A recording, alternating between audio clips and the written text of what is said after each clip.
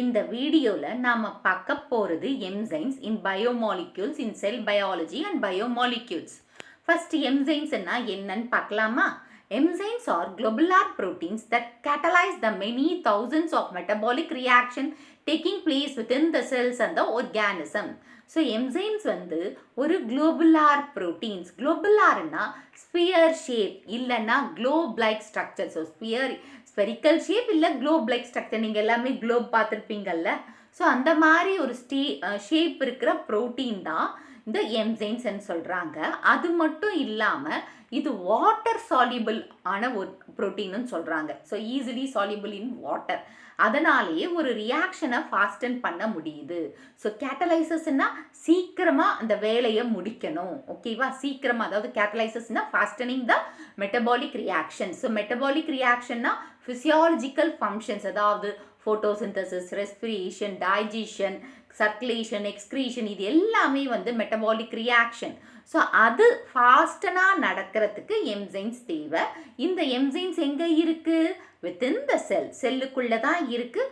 அந்த செல் எதுக்குள்ளே இருக்குது? ஆர்கானிசத்துக்குள்ளே இருக்குது. செல் அண்ட் ஆர்கானிசம்ஸ். ஏன் இங்கே செல்ஸ் அண்ட் ஆர்கானிசம் கொடுத்துருக்காங்கன்னா, இப்போ நாமெல்லாம் அதாவது நல்ல மல்டி செல்லுலார் ஆர்கானிசம் வருது இல்லையா? மல்டி செல்லுலார் ஹியூமன் பீயிங்கும் ஒரு மல்டி செல்லுலார் ஆர்கானிசம். ஆனால் இந்த சிங்கிள் செல் இருக்கு இல்லையா? அமீபா அந்த மாதிரி இருக்கிறது யூனிசெல்லுலார் ஆர்கானிசம். அது ஒரே ஒரு செல்லு தானே, அதுதான் செல்ஸ்குள்ளே இருக்கிற. அதாவது இந்த என்சைம்ஸ் எங்கே செக்ரேட் ஆகுது? செல்ஸ்குள்ளேயும் ஆர்கானிசத்துக்குள்ளேயும் தான். So the molecules involve in such reactions are called metabolites. So இந்த ரியாக்ஷன்ஸ்ல எல்லாம், இந்த மெட்டபாலிக் ரியாக்ஷன்ஸ்ல இன்வால்வ் ஆகிற மாலிக்யூல்ஸ் என்னன்னு சொல்லுவாங்க? மெட்டபாலைட்ஸ். மெட்டபாலிசம்னாவே ஃபிசியாலஜிக்கல் ஃபங்க்ஷன் தான். ஸோ இது வந்து செயினாவோ இல்லை cycles of enzyme catalysed reactions such as respiration, photosynthesis, protein synthesis and other pathways. அதாவது இந்த மெட்டபாலிசம் வந்து பார்த்தீங்கன்னா ஒன்று செயினாக நடக்கும், இல்லை சைக்கிளிக்காக நடக்கும். இப்போ வந்து நீங்கள் ஃபிசியாலஜி, பிளான்ட் ஃபிசியாலஜி பார்த்தீங்கன்னா சைக்கிளிக் ரியாக்ஷன் நிறைய படிப்பீங்க. அதாவது C2 சைக்கிள்னு படிப்பீங்க, C3 சைக்கிள், அந்த மாதிரி வேரியஸ் இதுக்கும் என்சைம்ஸ், அதாவது கிரெப் சைக்கிள்க்கும் என்சைம்ஸ் அங்கே வேலை செய்யணும். ஓகேவா? ஸோ ஒன்று அந்த மெட்டபாலிசம் வந்து சைக்கிளிக்காக நடக்கும், இல்லை தொடர்ந்து செயினாக போகிறது வந்து செயின் ரியாக்ஷனாக இருக்கும். இது எல்லாத்தையுமே ஒழுங்காக ஃபாஸ்டன் பண்ணி நடத்துறதுக்கு என்ன தேவை? என்சைம்ஸ் தேவை. ஓகேவா? ஸோ இந்த மெட்டபாலிசம் வந்து 2 டைப்ஸ், அதாவது கிளாஸிஃபை பண்ணலாம் 2 வகையா. First anabolism and catabolism.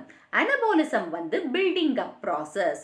So building of organic molecules. இப்போ அந்த பில்டிங் வந்து எதை வச்சு நம்ம இது பண்ணுறோம்? எனர்ஜி ப்ளஸ் ஸ்மால் பார்ட்டிகல்ஸ் இருக்கு இல்லையா? Small molecules. இவங்க எனர்ஜியும் இந்த ஸ்மால் மாலிக்யூல்ஸும் ஒன்றா சேர்ந்தால் நம்மளுக்கு லார்ஜ் மாலிக்யூல்ஸ் கிடைக்குது. ஓகேவா? இப்போ வந்து பார்த்தீங்கன்னா நம்ம பில்டிங்கை வச்சு பேசலாம். ஸோ இந்த ஒரு வீடு கட்டுறதுக்கு, இப்போ அப்பார்ட்மெண்ட்ஸ் அந்த மாதிரி ஒவ்வொன்று கட்டுறதுக்கு வந்து எப்படி அதுக்கு என்ன தனித்தனியாக எடுக்கிறீங்க? மணல், ஜல்லி, செங்கல், சிமெண்ட்டு, அந்த மாதிரி. ஓகே, டிஃப்ரெண்ட் இதுவாக பண்ணி கடைசியாக நம்மளுக்கு ஒரு பெரிய வீடு கிடைக்குது. ஓகேவா? ஸோ அது வந்து தனித்தனியாக இருக்கிறத ஒன்றா சேர்க்கணும். தனித்தனியாக இருக்கிற அந்த செங்கல், சிமெண்ட்டு, மணலெல்லாம் ஒன்றா சேர்ந்து ஒரு வீடாக உருவாகுது, ஒரு பெரிய வீடாக உருவாகுது. அதே மாதிரி அது வந்து building process. Okay, building up. அதே மாதிரி தான் இந்த கெட்டபாலிசம் ஸ்மால் பார்ட்டிகல்ஸாக இருக்கிறத ஒன்றா சேர்க்கறதுக்கு எனர்ஜி தேவை. ஒன்றா சேர்ந்து ஒரு லார்ஜ் மாலிகுலாக உருவாக்குது. அதுதான் வந்து என்னது? அனபாலிக் ப்ராசஸ் ஆர் அனபாலிசம் அப்படின்னு சொல்கிறோம். இங்கே உங்கள் சிலபஸில் கொடுத்துருக்கிறது பார்த்தீங்கன்னா synthesis of proteins from amino acids. So amino acids வந்து தனித்தனியாக இருக்கும், ஆனால் அது ஒன்றா செயினாக ஃபார்ம் பண்ணி ஒரு ப்ரோட்டீனை உருவாக்குது, லார்ஜ் மாலிக்யூல். அதே மாதிரி பாலிசாக்கரைட் சிந்தசிஸ், சிம்பிள் சுகர்ஸ் எல்லாம். இப்போ குளுக்கோஸ், ஒரு 4-5 குளுக்கோஸ் இல்லை 10 குளுக்கோஸ்க்கு மேலே போச்சுன்னாவே, 10 குளுக்கோஸ் மாலிக்யூல் ஒன்றா சேர்ந்தாவே, குளுக்கோஸ் ஒரு சிம்பிள் சுகர் மாலிக்யூல் தான். அந்த 10 குளுக்கோஸ் 10க்கு மேலே போச்சுன்னாவே அது என்னன்னு சொல்கிறோம்? பாலிசாக்கரைடுன்னு சொல்கிறோம். ஸோ சிம்பிள் சுகர் மாலிக்யூல்ஸ் எல்லாம் ஒன்றா சேர்ந்து ஒரு பாலிசாக்கரைடை உருவாக்குறோம்.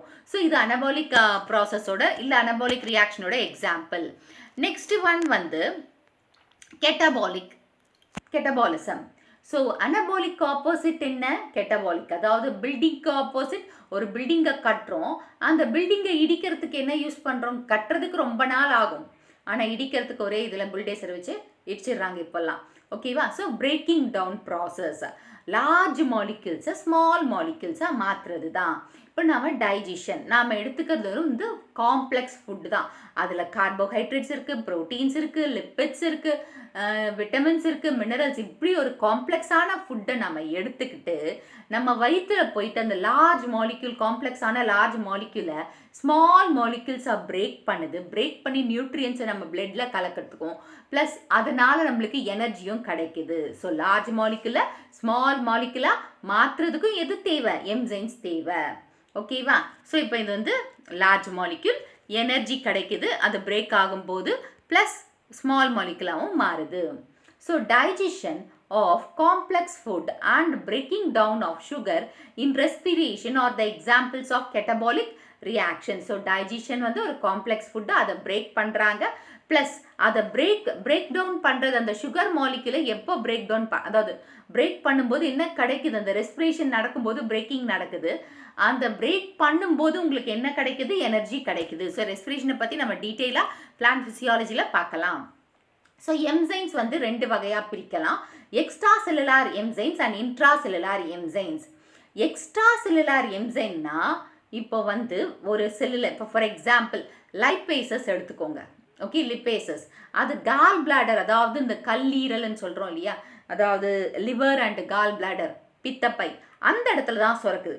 ஸோ அது டைஜஸ்டிவ் சிஸ்டத்தோட கனெக்ஷனில் தான் இருக்கா, ஆனால் வெளியில் இருக்குது. ஓகே, அந்த வெளியில் லிவர் அங்கே சுரந்து எங்கே டைஜஷன் ஃபுட்டு நம்ம எங்கே போய் ஸ்டோர் ஆகுது? ஸ்டொமக்கில் ஸ்டோர் ஆகுது, லார்ஜ் இன்டெஸ்டைன் அப்புறமா ஸ்மால் இன்டெஸ்டைனுக்கு போகுது. ஸோ அந்த இடத்துல போய் சேருது. ஸோ அது ஒரு best example for extra cellular. So வேறு செல்லில் சுரந்து ஒர்க்கிங்காக, அதாவது அதோட வேலை செய்யணுன்றதுக்காக ஸ்டொமக்குக்கு போகுது, அது extracellular enzyme. Intracellular என்சைம்னா எந்த இடத்துல தேவையோ, அந்த செல்லுக்குள்ளே எந்த இடத்துல தேவையோ அங்கேயே சுரந்து அந்த இடத்துலையே வேலையை முடிக்கிறது தான் இன்ட்ரா செல்லுலார் என்சைம். சில டைஜஸ்டிவ் என்சைம்ஸ் அந்த வேலையை பெப்சின், ரெனின் அதெல்லாம் வந்து ஸ்டொமக்லேயே சிந்தசைஸ் ஆகுது. ஸோ அதுதான் எக்ஸாம்பிள் சொல்லியிருக்காங்க. Enzymes first enzymes extra cellular பற்றி சொல்லியாச்சு. So enzymes can be extracellular enzyme as secreted and work externally exported from the cells. ஓகேவா? எக்ஸாம்பிள் பார்த்தீங்கன்னா டைஜஸ்டிவ் என்சைம்ஸ் அது சொல்லியிருக்காங்க. இன்னொன்று வந்து intracellular enzymes that remain within the cells and work there. So செல்லுக்குள்ளேயே இருந்து அந்த வேலையை முடிக்கிறாங்க. So they are found inside the organelles or within the cells. So intracellular இது வந்து மேலே டைஜஸ்டிவ் என்சைம்ஸ் சொல்லியிருக்காங்க. இன்ட்ராசெல்லுலார் என்சைம்ஸ் வந்து நம்ம செல்லுக்குள்ளேயே இருந்து அந்த வேலையை முடிக்கிறாங்க. Example insulin. ஓகே, இன்சுலின் என்ன? இன்சுலினோட ஃபங்க்ஷன்ஸு பார்த்திங்கன்னா அந்த இன்சுலின் ஹார்மோன் செக்ரீஷன், அந்த ஹார்மோனில் வந்து கொஞ்சம் கம்மியானாலும் நம்மளுக்கு வந்து பிரச்சனை வரும், அதாவது டயபெட்டிஸ்ன்னு சொல்லி வரும். ஸோ இதையும் நம்ம ஹார்மோன்ஸ் லெசனில் டீட்டெயிலாக பார்க்கலாம் ஜுவாலஜியில். Properties of enzymes. All are globular proteins. So குளோபுலார்னா என்ன நான் சொன்னேன் ஃபஸ்ட் இதுலேயே, ஃபஸ்ட்டு பாயிண்ட்டே அதுதான். ஸோ திரும்பவும் இங்கே நான் சொல்ல விரும்பல. So globular proteins they act as a catalyst and effective even in small quantities. So கேட்டலிஸ்ட்னா ஒரு ரியாக்ஷனை ஃபாஸ்டன் பண்ணுறதுக்கு ஹெல்ப் பண்ணுறாங்க. அதனால் ஸ்மால் குவான்டிட்டிஸ், ஒரு சின்ன துளி அதாவது ஒரு சின்ன சிட்டிகை அளவு இருந்தால் கூட போதும் இந்த ரியாக்ஷனை ஃபாஸ்டன் பண்ணி விட்டுரும் enzymes. they remain unchanged at the end of the reaction. So reaction முடிகிற வரையுமே, இல்லை முடிஞ்ச பிறகு கூட அதோட அந்த தன்மையை இழக்கலை. ஸோ அதோட வேலையை கரெக்டாக பார்த்துட்ருக்கு. இந்த ஒரு ரியாக்ஷன் முடிகிற வரையும் அந்த எந்த சேஞ்சும் ஆகலை, அப்படியே இருக்குது. They are highly specific.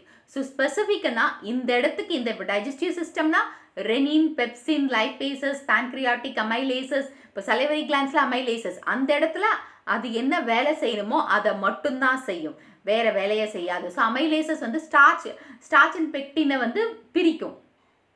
So அந்த வேலையை மட்டும்தான் அதை செய்யும். So they have an active site where the reaction takes place. So அந்த ரியாக்ஷன் டேக்ஸ் பிளேஸ், அதாவது ஆக்டிவ் சைட்டுன்னா இப்போ வந்து ஒரு ரியாக்டன்ஸ் இருக்குது. இப்போது இது ரியாக்டன்ஸ், இந்த எம்சைனில் வந்து ஒரு ஸ்பெசிஃபிக் சைட் இருக்கும், அந்த இடத்துல தான் இந்த ரியாக்டன்ஸ் போய் ஒன்று சேரும் எம்சைனோட, இல்லை எம்சைன் வந்து ரியாக்டன்ஸோட ஒன்று சேரும். அந்த சைட்டுக்கு பேர் தான் ஆக்டிவ் சைட். ஸோ அந்த இடத்துல தான் ரியாக்ஷன் நடக்கும். So enzymes lower activation energy of the reaction the catalysers. ஸோ அந்த ஆக்டிவேஷன் எனர்ஜி லோயர் ஆக்டிவேஷன், அதாவது என்சைம்ஸ் வந்து லோயர் ஆக்டிவேஷன் எனர்ஜியில் இருந்தால் அந்த ரியாக்ஷன் கேட்டலைஸ் ஆகும். ஸோ என்சைம்ஸ்க்கு வந்து நிறைய எனர்ஜி தேவைப்படணும்னு கம்மியாக இருந்தாலும் அதோட வேலையை அது செஞ்சுட்டு தான் இருக்கும். Okay, rubisco is the abundant protein in the whole biosphere. ஸோ ருபிஸ்கோன்றது வந்து ஒரு வகையான என்சைம் தான். அதில் நிறைய ப்ரோட்டீன் இருக்குது. நம்ம ஹோல் பயோஸ்பியர்லேயே அதிக ப்ரோட்டீன் இருக்கிறது வந்து ருபிஸ்கோ என்சைம் தான். ஸோ இது வந்து பார்த்திங்கன்னா இது வந்து C3 சைக்கிளில் இதை நம்ம பார்க்கலாம், இதோட ஃபங்க்ஷன்ஸை. Okay, as molecules react they become unstable high energy intermediates. இப்போ வந்து மாலிக்யூல்ஸ் வந்து இதோட ரியாக்ட் ஆச்சுன்னா அன்ஸ்டேபிளில் போயிடும். ஸோ ஸ்டேபிள்னா நிலைச்சிருக்கிறது. ரியாக்ஷன் ஆக ஆக என்ன ஆகிடும், அதாவது அந்த கெப்பாசிட்டி வந்து அதாவது அன்ஸ்டேபிளாக இருக்கும். எப்போ ஹை எனர்ஜி இன்டர்மீடியட்டாக ஃபார்ம் பண்ணுது, ஹை எனர்ஜி ஃபார்ம் பண்ணும்போது. அதுதான் இதுக்கு முன்னாடி பாயிண்ட் என்ன, லோ ஆக்டிவேஷன் எனர்ஜி இருக்கும்போது அது ஈஸியாக கேட்டலைஸ் பண்ணிடும். ஆனால் ஹை எனர்ஜிக்கு போச்சுன்னா அந்த இன்டர்மீடியேட்ஸ் வந்து அன்ஸ்டேபிள் இன்டர்மீடியேட்ஸ் ஃபார்ம் பண்ணி விட்டுரும் அப்படின்றாங்க. But they are in transition state only that is momentarily. Okay, momentarily. So இந்த டிரான்சிஷன் ஸ்டேட், ஸோ இந்த மாதிரி அந்த இன்டர்மீடியேட் வரும்போது டிரான்சிஷன்னா ஒன்றுத்துலேருந்து இன்னொருத்துக்கு மாற்றுறது. இப்போ லிக்விட்லேருந்து கேஸுக்கு மாறுது, கேஸ்லேருந்து சாலிடுக்கு அது ஃபார் எக்ஸாம்பிளுக்கு சொல்கிறேன். ஸோ தன்னோட ஸ்டேட்டை மாற்றிக்குது. இது வந்து மானிட்டர்லி தான், தட் இஸ் மொமெண்டரலி. அந்த மூமெண்ட், அந்த சேஞ்ச் ஆகிறதுக்கு மட்டும்தான் இந்த மாதிரி வருது. So energy is required to raise the molecules to this transition state, and this minimum energy is needed. That is minimum energy needed is called the activation energy. So இந்த energy தேவை ஒரு மாலிக்யூலை ஒரு ஸ்டேட்ல இருந்து இன்னொரு ஸ்டேட்டுக்கு மாற்றுறது. ஆனால் அது ஹையாக போகக்கூடாது, மினிமமாக குறிப்பிட்ட அளவுக்கு அந்த எனர்ஜி வந்து தேவை. அந்த எனர்ஜியை தான் நம்ம என்னன்னு சொல்கிறோம், ஆக்டிவேஷன் எனர்ஜி. ஸோ கம்மியாக இருக்கிற லோயர் ஆக்டிவேஷன் எனர்ஜியில் என்சைம் நல்லா வேலை செய்யுது. அதுவே ஹையாக போச்சுன்னா அன்ஸ்டேபிள் ஆகிட்டு ஹை எனர்ஜி இன்டர்மீடியட்ஸை ஃபார்ம் பண்ண வச்சிருது. ஸோ அப்படி ஃபார்ம் பண்ணும்போது அதோட ஸ்டேட்லேருந்து இன்னொரு ஸ்டேட்டுக்கு மாற்றுது. அது வந்து மொமெண்டர்லின்னா மூமெண்ட், அந்த சேஞ்சஸ்க்கு மட்டும்தான் அது இருக்குது. ஸோ இப்படிப்பட்ட, அதாவது இந்த மாதிரி அந்த மாலிக்யூல்ஸை ஒரு ஸ்டேட்லேருந்து இன்னொரு ஸ்டேட்டுக்கு மாற்றுறதுக்கு அதுக்கு ஒரு குறிப்பிட்ட அளவுக்கான எனர்ஜி தேவை. அந்த எனர்ஜியை தான் நம்ம என்னன்னு சொல்கிறோம், ஆக்டிவேஷன் எனர்ஜி. இது 2 மார்க்கில் கேட்கலாம். This could be explained schematically by Boulder on hillside model of activation energy. So இந்த ஆக்டிவேஷன் எனர்ஜியை நம்ம இங்கே எக்ஸ்பிளைன் பண்ணுறாங்க, எடுத்துக்கோங்க. இப்போ இது ஒரு மலை. ஸோ இந்த மலையில் இருந்து ஒரு அதாவது என்னன்னு சொல்கிறது, ஒரு பவுல்டர், அதாவது ஒரு மனுஷன் இந்த இதுவை தள்ளிட்டு இருக்கார், ஒரு பெரிய அந்த பாறையை தள்ளுறாரு.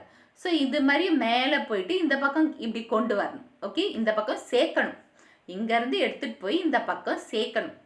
சும்மாலாம் தேவை இருக்காது. இப்போ சோர்ந்து போய், அதாவது எனர்ஜியே இல்லாத ஆளால் இதை தள்ள முடியுமா? ஸோ ஒரு ஸ்ட்ரென்த்தான பர்சன் தேவை. ஓகே, ஸோ அதே மாதிரி இப்போ பாருங்கள். ஸோ இங்கே வந்து ஒரு எக்ஸ் ஆக்சிஸ் ஒய் ஆக்சிஸ் வச்சுருக்கோம். எக்ஸ் ஆக்சிஸில் டைமும் ஒய் ஆக்சிஸில் energy in energy in the reaction. So energy in the reaction, அந்த ரியாக்ஷன்ஸை வச்சுருக்கோம். ஸோ இங்கே வந்து அதாவது ரியாக்டன்ட். ஸோ இந்த ரியாக்டன்ட் இந்த மனுஷன் இந்த கல்லை தள்ளுறதுக்கு, ஓகே, இந்த கல்லை தள்ளுறதுக்கு அவருக்கு எனர்ஜி தேவை. ஸோ இது வந்து அந்த என்சைம், இங்கே அந்த கல்லை தள்ளுறதுக்கான என்சைம் இருந்தால் ஃபாஸ்ட்டாக நடக்கும். இப்போ வந்து பார்த்திங்கன்னா ஃபஸ்ட்டு வந்து இப்போ இந்த அதாவது இந்த ரியாக்டன்ஸ் வந்து எந்த என்சைமும் இல்லாமல் ஒரு ரியாக்ஷன் நடக்குது, பீக்குக்கு போயிட்டு கொஞ்சம் டைம் எடுத்து வெளியில் கீழே வருது. இந்த இடத்துல வந்த உடனே தான் உங்களுக்கு அந்த ப்ராடக்ட்டு கிடைக்குது. ஓகேவா? அதுவே இந்த ரியாக்டன்ஸோட இந்த என்சைம் சேர்ந்ததுன்னா இவ்வளோ பீக் தேவையில்லை. ஸோ இந்த இதுக்கு போயிட்டு சீக்கிரமாக இந்த இடத்துலையே உங்களுக்கு, அதாவது இங்கேயே முடிஞ்சிருது. இங்கே முடிஞ்சு என்ன கிடச்சிடுச்சு, ப்ராடக்ட் கிடச்சிடுச்சு. ஓகேவா? ஸோ இப்போது பாருங்கள், நான் கிளியர் பண்ணியே காட்டுறேன் உங்களுக்கு, அப்போ தான் உங்களுக்கு புரியும். ஸோ இப்போ பாருங்கள், ஸோ இப்போது இந்த ஃபஸ்ட்டு வந்து ரியாக்டன்ஸ் மட்டும் எடுத்துக்கிறோம். ஸோ ரியாக்டன்ஸ் மட்டும் எடுக்கும்போது பீக் வரையும் ரொம்ப ஹையாக போகுது, மேலே போயிட்டு அப்புறமா கீழே வருது.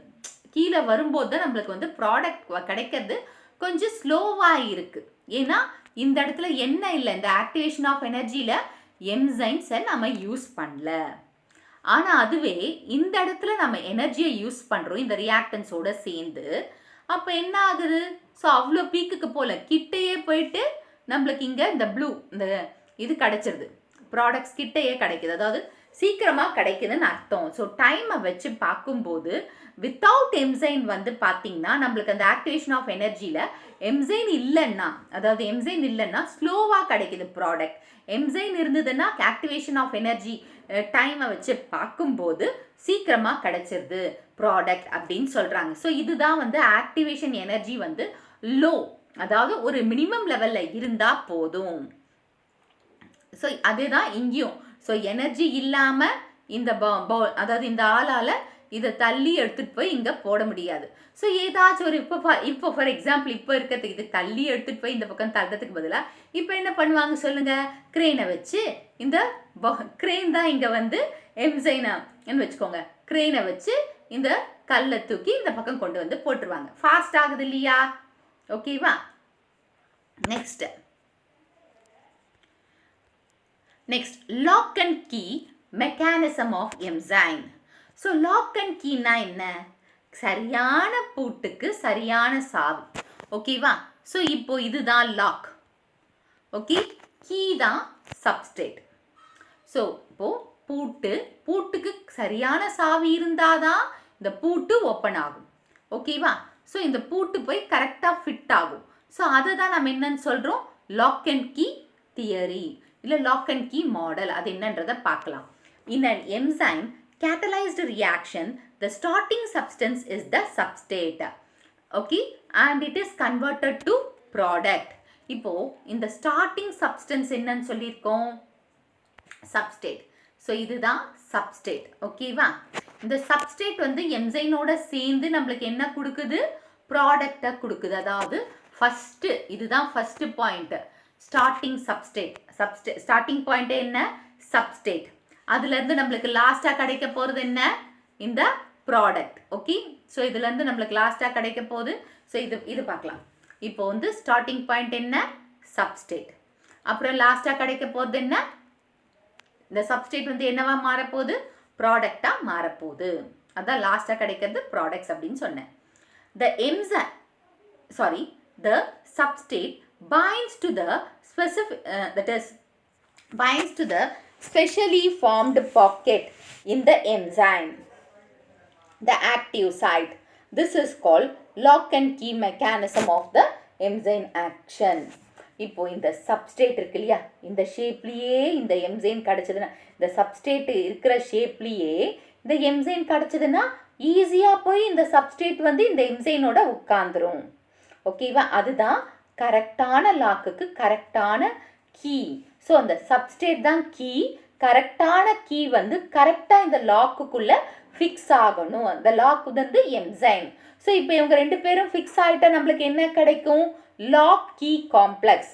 அதாவது அது நம்ம இந்த தியரி நம்ம சப்ஜெக்ட் வச்சு சொல்லாமா, சப்ஸ்டேட்டும் என்சைனும் கரெக்டாக போய் உட்காந்துச்சுன்னா நம்மளுக்கு கிடைக்கிறது என்ன, என்சைம் சப்ஸ்டேட் காம்ப்ளெக்ஸ். ஓகேவா?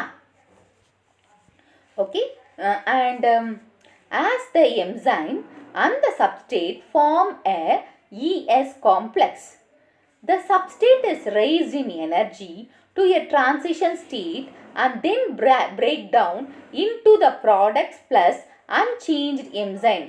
இப்போ போய் இங்கே உட்காந்துருச்சு, இந்த சப்ஸ்டேட் வந்து என்சைம்ஸில் உட்காந்துச்சு. இந்த என்சைனோட ஆக்டிவ் ஸ்டேட்டில் வந்து ஆக்டிவேஷன் எனர்ஜி கரெக்டாக இருக்கும். இருந்தால் தான் இந்த என்சைம் சப்ஸ்ட்ரேட் காம்ப்ளெக்ஸ் ஃபார்ம் ஆகும். ஸோ ஃபார்ம் ஆன பிறகு இப்போ இந்த சப்ஸ்டேட் என்னவா மாறணும், ப்ராடக்டாக மாறணும். தன்னோட இருந்த ஸ்டேட்லேருந்து வேறு ஸ்டேட்டுக்கு மாறணும். அதுதான் இங்கே சொல்லியிருக்காங்க. ஸோ சப்ஸ்டேட் இது எம்சைன். எம்சைனில் ஆக்டிவ் சைட்டில் போய் உட்காருது. உட்கார்ந்த உடனே எம்சைன் சப்ஸ்டேட் காம்ப்ளெக்ஸை ஃபார்ம் பண்ணுது. ஃபார்ம் பண்ண பிறகு அதாவது ஃபார்ம் பண்ணி அந்த கரெக்டாக அந்த ஸ்டேட்டை மாற்றணும். இந்த ஸ்டேட்டில் இருந்து ப்ராடக்ட் ஸ்டேட்டுக்கு மாற்றணும். போகுது ஒரே சப்ஸ்டேட்டாக இருக்கிறதுலேருந்து 2 ப்ராடக்ட் நம்மளுக்கு கிடைக்குது இல்லையா? ஸோ அதோட ஸ்டேட்டை மாற்றுறதுக்கு இந்த எம்சைன்ஸ்க்கு கரெக்டான எனர்ஜி கிடைக்கணும். Okay, enzyme cofactors. Many enzymes require non-protein components called cofactors for their efficient activity. So நிறைய எம்சைன்ஸ் கிட்ட நிறைய எம்சைன்ஸில் நான்-ப்ரோட்டீன் காம்பனன்ட்ஸ் நிறைய இருக்குது. அந்த நான்-ப்ரோட்டீன் காம்பனன்ட்ஸை தான் நம்ம கோஃபேக்டர்ஸ்ன்னு சொல்கிறோம்.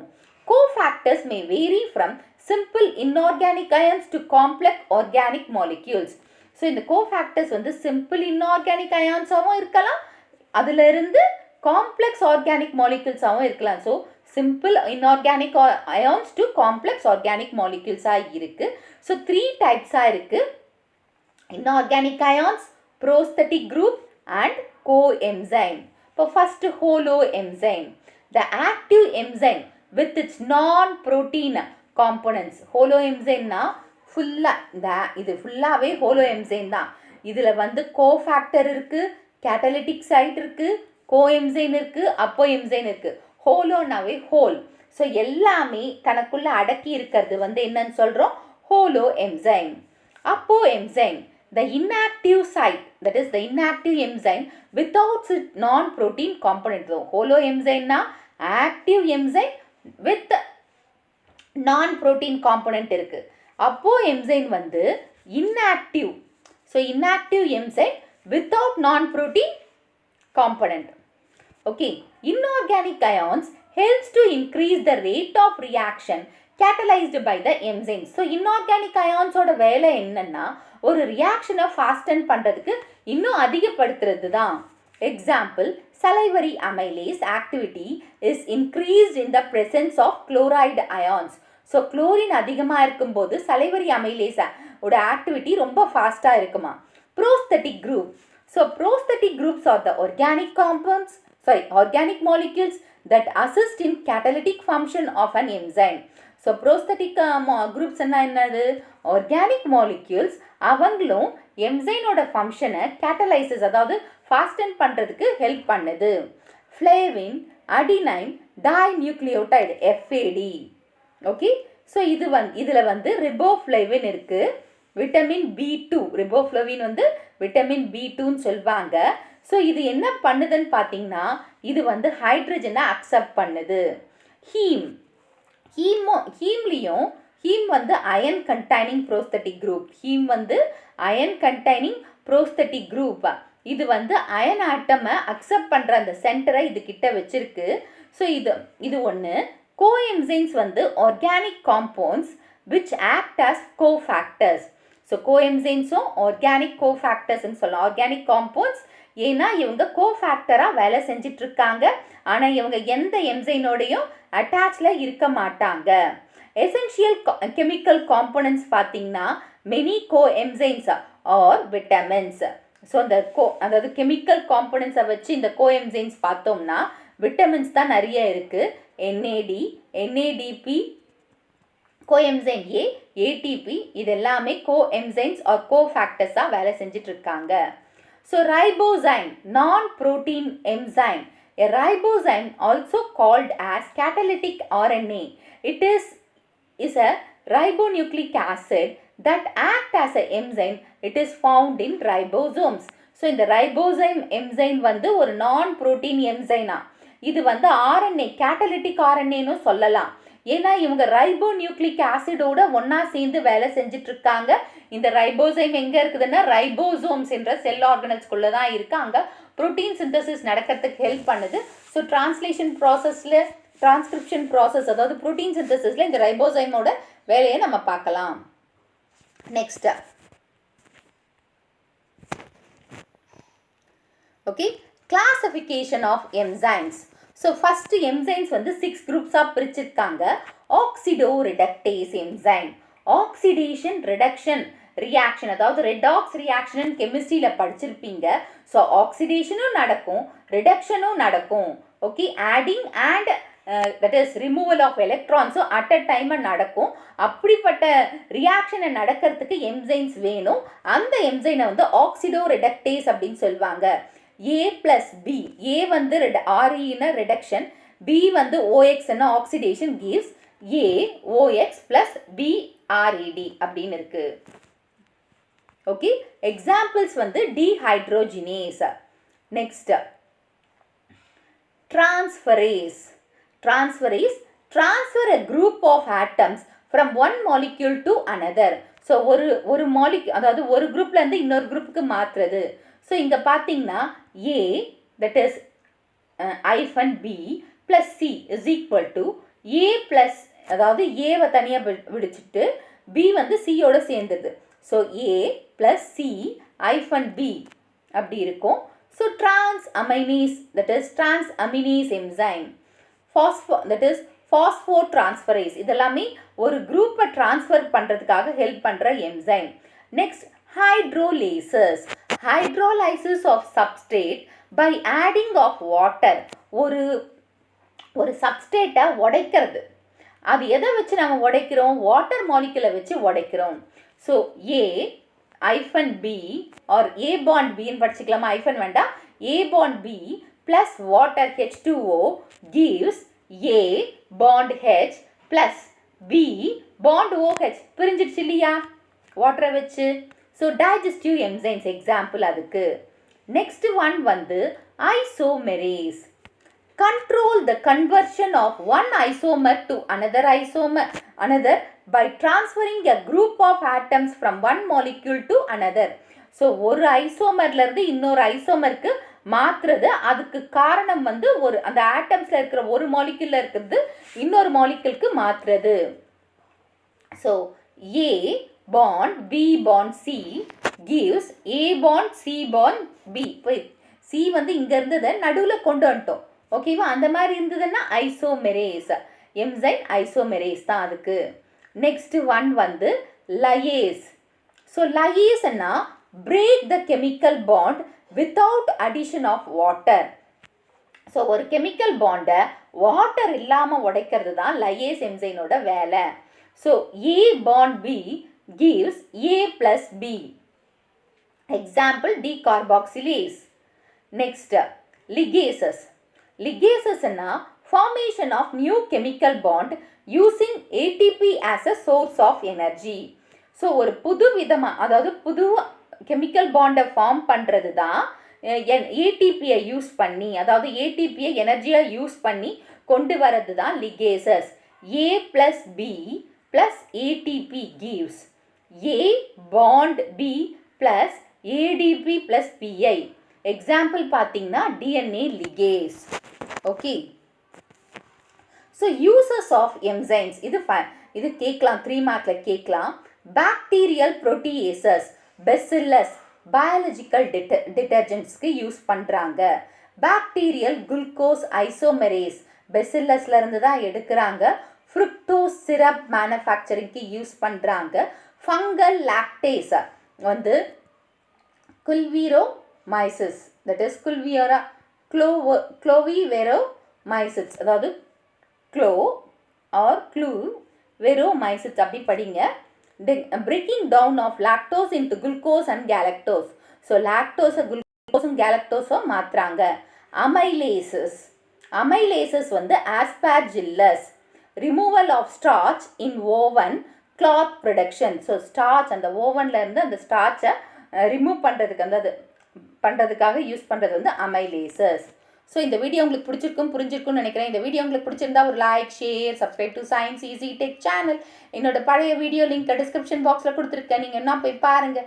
ஏதாச்சும் டவுட்ஸ் இருந்தால் கமெண்ட் பாக்ஸில் போடுங்க.